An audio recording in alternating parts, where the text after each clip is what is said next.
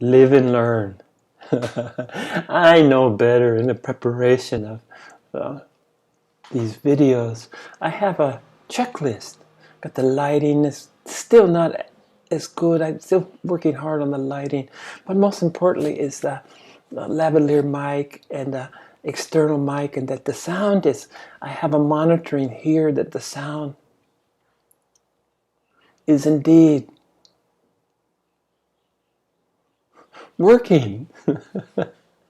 And today I was so into my topic that I went 25 minutes into my sharing and it ignored whether or not the sound was being recorded. So, will I try to reconstruct what I said? Probably not. I would probably try to get the main ideas because I think it was onto something. But I was talking about what prompted today's talk is listening to a lecture about Hinduism. And one of the things the professor talked about is an online class, and it's quite good, quite good. He's talking about Hinduism, and Hinduism is where I began. The study of Hinduism, autobiography of Yogi Paramahansa Yogananda, the Self-Realization Fellowship. These were some of the first things that I was exposed to, other than the theosophy, Madame Blavatsky, Annie Besant, the theosophy of the Western esoteric tradition. And this was secondhand. My mom was interested, so she had books around, so I read about these books, and this is kind of the Western approach. But as soon as I was exposed to something else, I was more attracted to the Eastern way, for reasons still not basically understood. But the Eastern, not that they were any better, because it was the universal. It was very, very similar. They were talking about the same things. They just had, just as I share what I experience, maybe I visualize, I create a image of what I experience, but I'm always aware that this is just my poor attempt to capture something by definition much greater, much grander than me. And that I'm not prepared. I don't have the experience or the vocabulary or the range of emotions or the range of thought necessary to adequately express. I have to settle for best that I can do, and I have to remember that these things, don't concretize these, don't make them something more than they were. They were basically a feeble attempt at sharing, a feeble attempt at encapsulating, a feeble attempt at capturing at least a metaphor that would be useful to someone other than myself.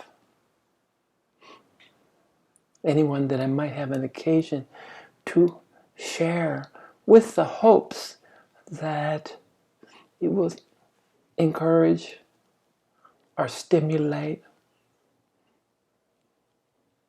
a consequential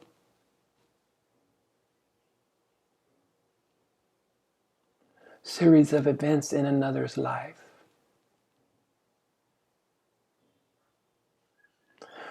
So we had been talking about, what's been on my mind, and what's on my mind is always what shows up in the current videos.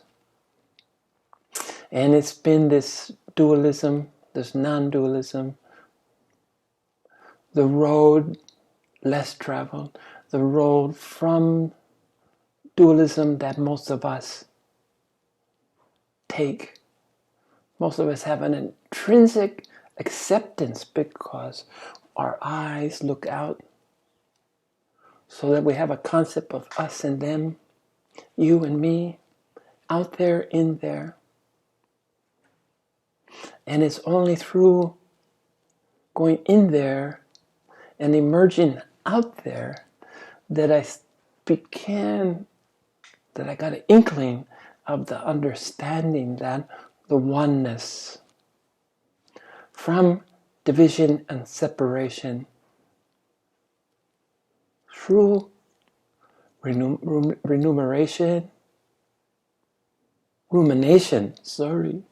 rumination, reflection, meditation, the journey within to get without. And the lecture that I was watching today that was so fascinating was on Hinduism. And he was talking about what approach academically, this was a professor, so he's an academician, but what fascinated me is he would talk about as an equal methodology.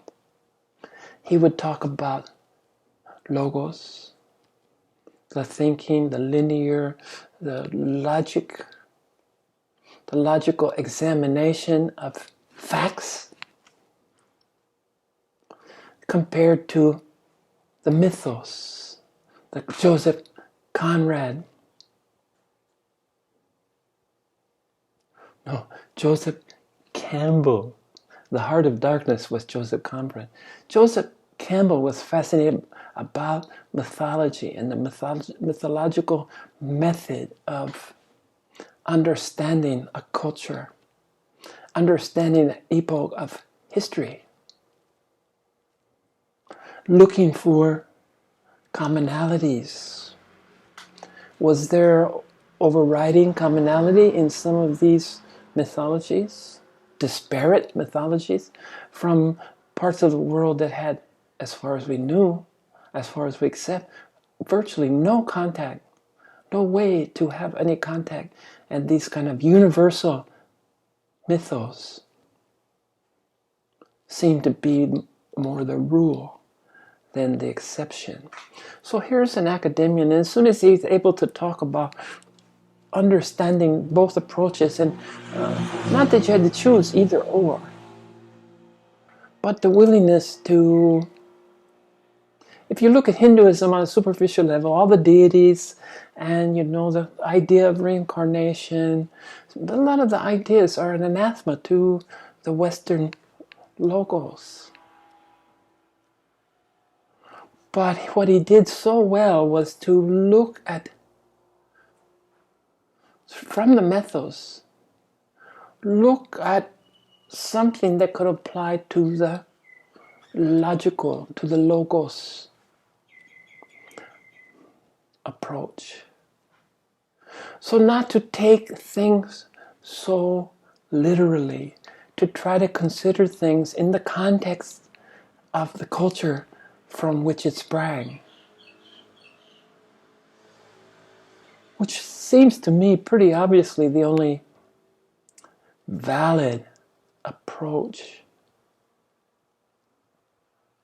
Living in a completely different culture, this Taiwan culture, which is in many, many cases so different from whence I came, and to learn that, to be able to expand my mind to this, aha.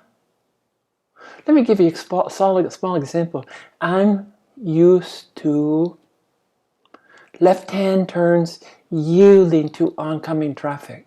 Okay, left turn have to wait till oncoming traffic is clear to turn left.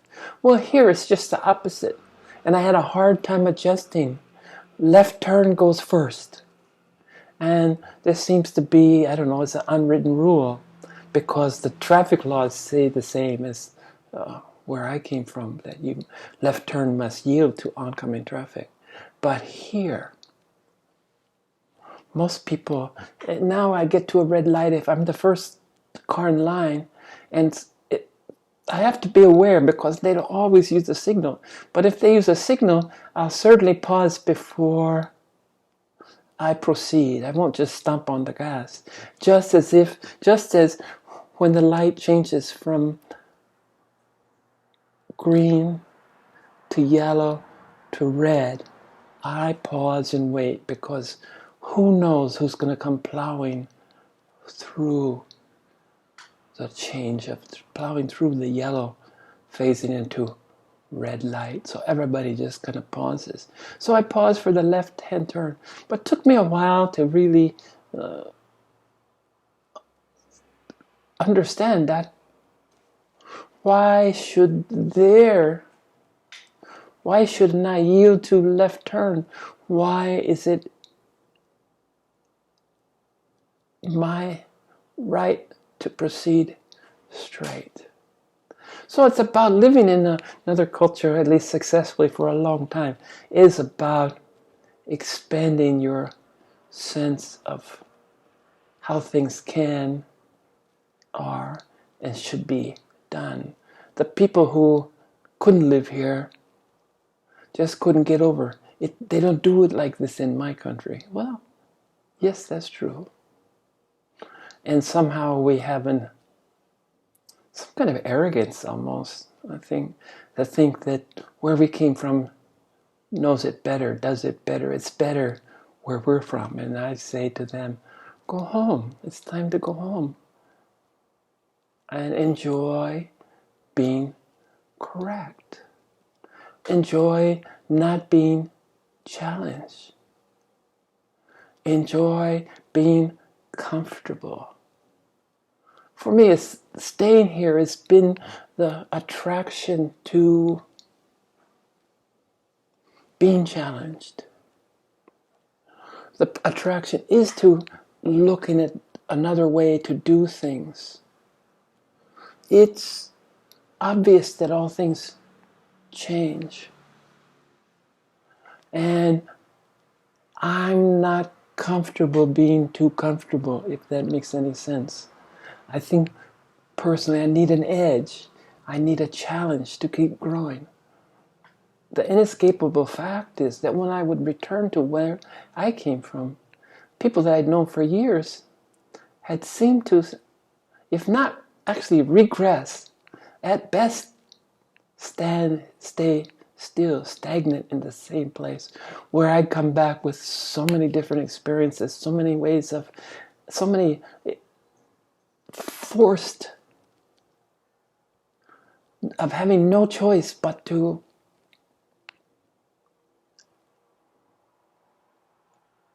entertain, to accept that things can be done differently, and no one's way is superior to anyone else's way. So I think this has kept me young.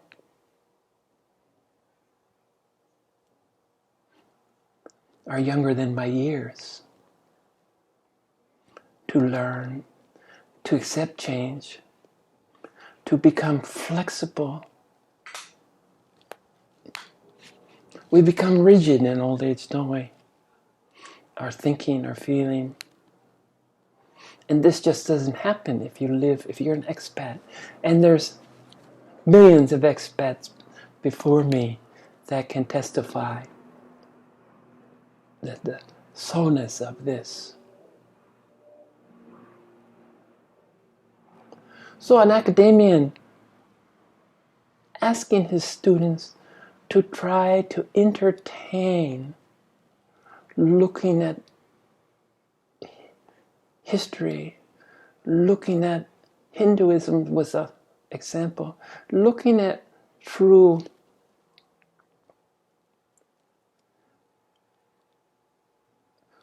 mythology, looking through the context from whence it came, not to take things literally.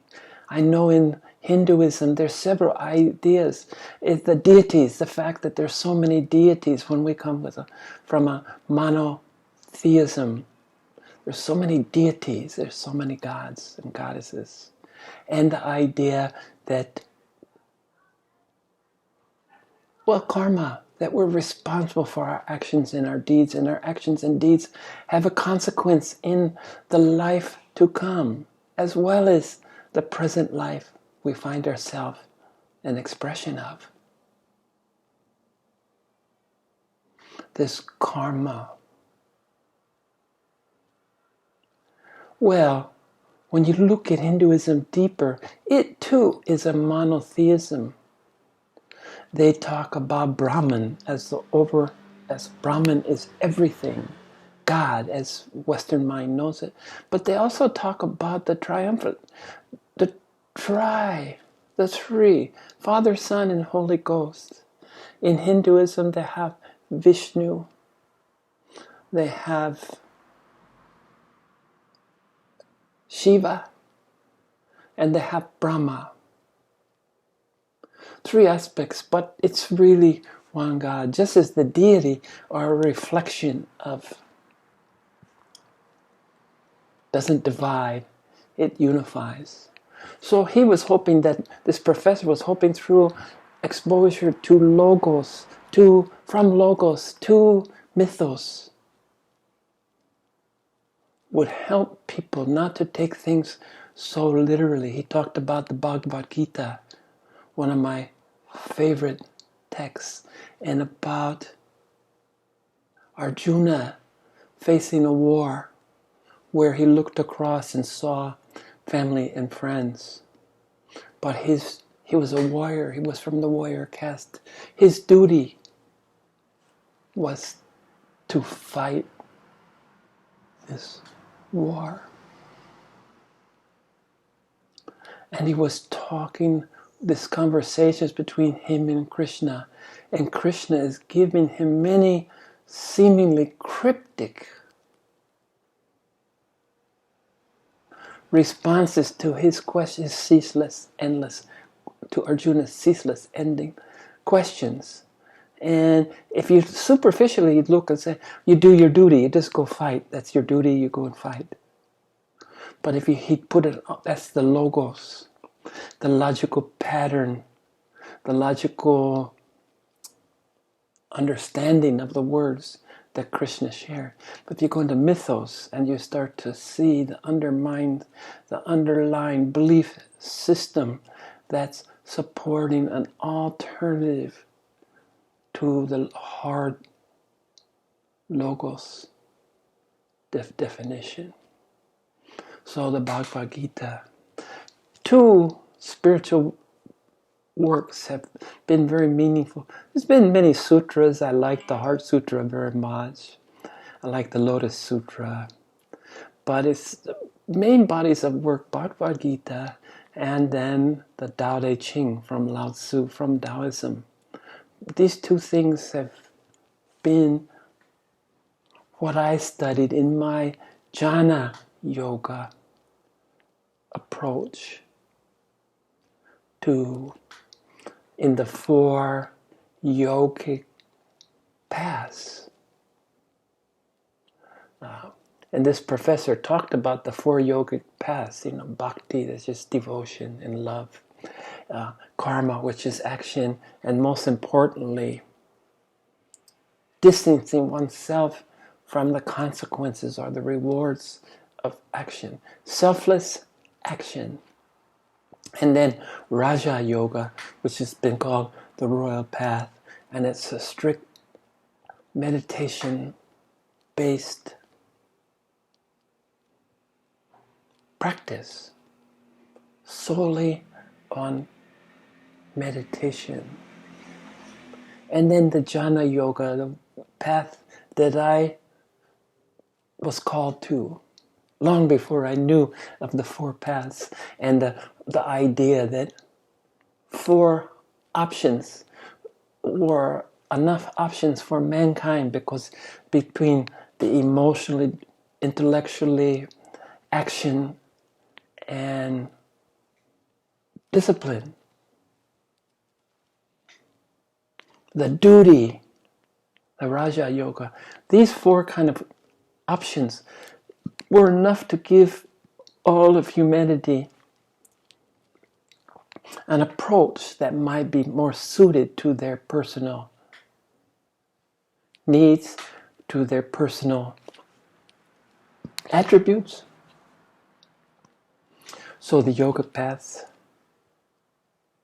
And then Advaita Vedanta, which he was presented as a separate school of. This is a schism within Hinduism. Well, from the schism came schisms, and you know how that goes. But that's just SOP, standard operating procedure for all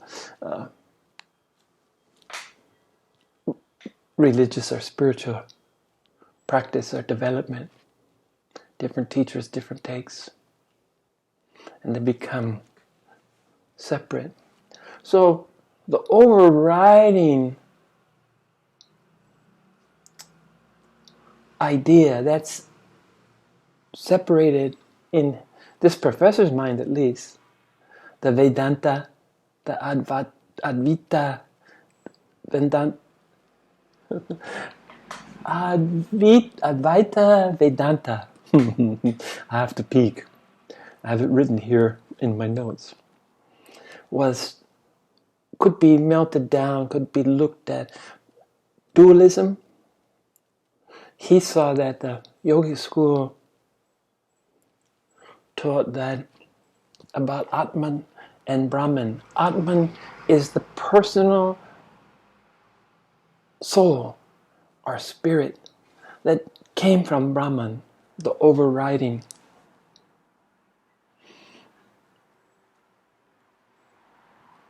And this was the dualism. You lived, you were born, lived, died within the realms of the Atma. And the Atma was what become reincarnated. And it was only when to become awake is when you realize that the Atman, what you individuated to date, was part and parcel, the stuff of Brahman. It's the unity. So you started out with division and you were united. And this was dualism, seeing two systems, which eventually led to the understanding that there was just one. And this has been known as progressive enlightenment. People who went this path, progressive awakening. Awakening was a step by step by step.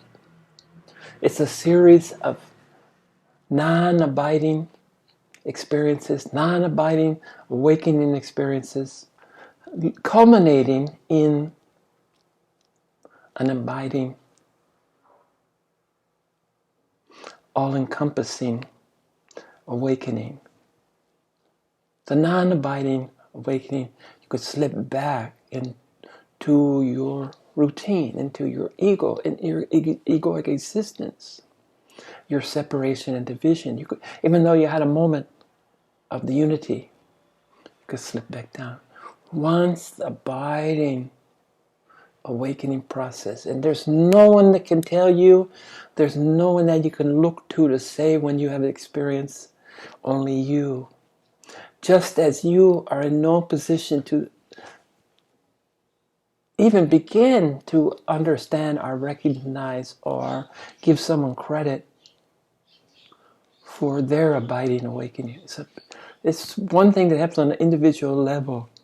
You know, and you're the only source of this knowing. Now, the Advaita Vedanta talked about non-dualism. Neti, not this, not that. And this is your process. The yoga gave you 4 different approaches.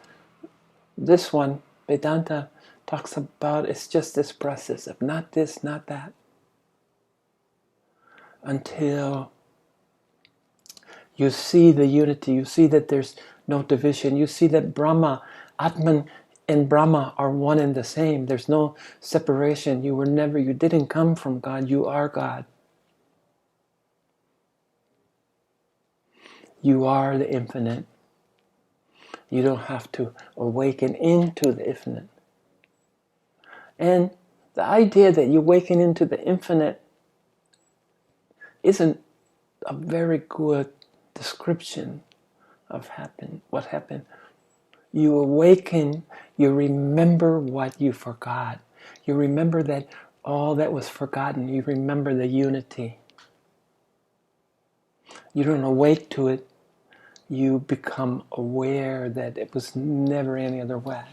That you were snoozing. That you were sleeping. That's why the term awakening is so good.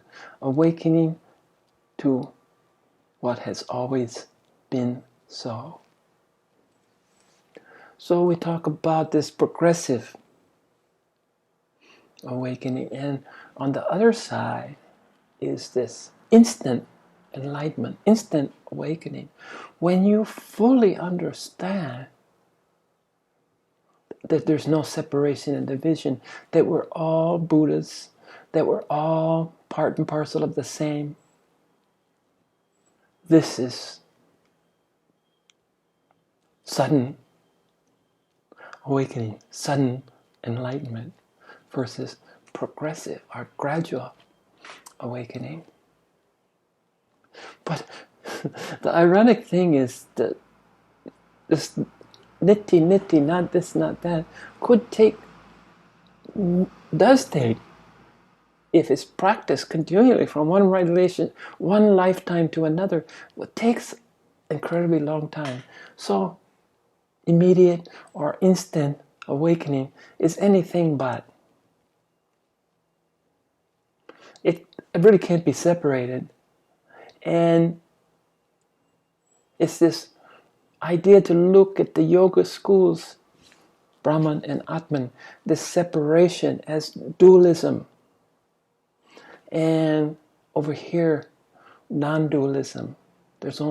Everything is Maya. Here they say Maya means the material world is the illusion. And the spiritual world, they separate the material and spiritual. That's the dualism again. Over here, there's neither spiritual nor material. It is what it is and always has been and always will be. There's no division, only unity. But my process, even though I adopted, unbeknownst to me, I had no idea that jhana yoga, the journey from information to knowledge to wisdom, was going to be the path that chose me. I didn't even know how. I didn't even know there was options. I'd seen other people with different approaches, but I just knew that, well, this one resonated more with me. Not to be judgmental at all of what the results. It all ends up in the same place. But understanding Maya, for me, illusion, was not just the material world.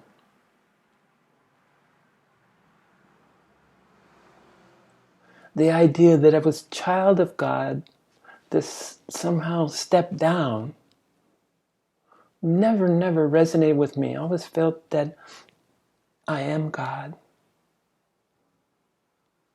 We are God. You are God.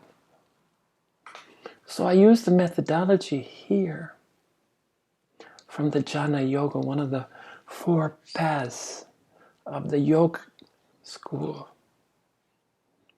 to end up the same place as the Advaita Vedantin ended up. Niti, not this, not that.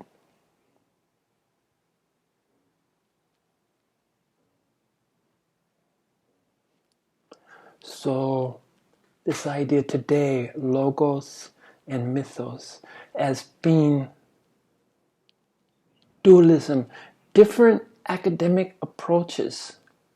Even though in my Western tradition, logos seem to be, except for a few brave souls, mythos was not in modern Western academia, mythos was kind of dismissed because mythology means to most a system of beliefs. But mythology in a deeper sense, since beliefs, after all, are Maya. That's why there's so many different, there's no one overruling belief. In fact, all beliefs have to be left behind. And I accomplish this by being a doubter, by being a skeptic, by never accepting from any outside authority, church, teacher, mentor, parents, never accepting, always questioning everything that they said. Always, and this sprang from my incessant questioning of everything I thought, everything that I had maybe placed some value on. I wanted to test the validity of even my own internal belief system. And I came to see that beliefs are basically a hindrance because it stops you from entertaining the range of possibility. It slows you down to understand that everything is possible. Everything is in the realm of possibility. So learning to use my mind to evaluate, to sort, to store, and then to be able to access everything that had been evaluated, stored, filed. Fourth step was access. And at first this was a huge pressure because part of the enlightening process for me was being exposed to everything that ever has been, will be, and is known in such a brief flash of the eye. Everything. So the immediate concern became, how can I sort, file? Where do I find enough place to store? And the big question is, how do I access? So it became a source of anxiety, I think, until I relaxed and I understood that what I live by now, I will need to know what I need to know when I need to know it. Imagine the burden lifted when I understood. If I didn't know right now, I didn't need to know. But when I needed to know, I definitely 100% would know.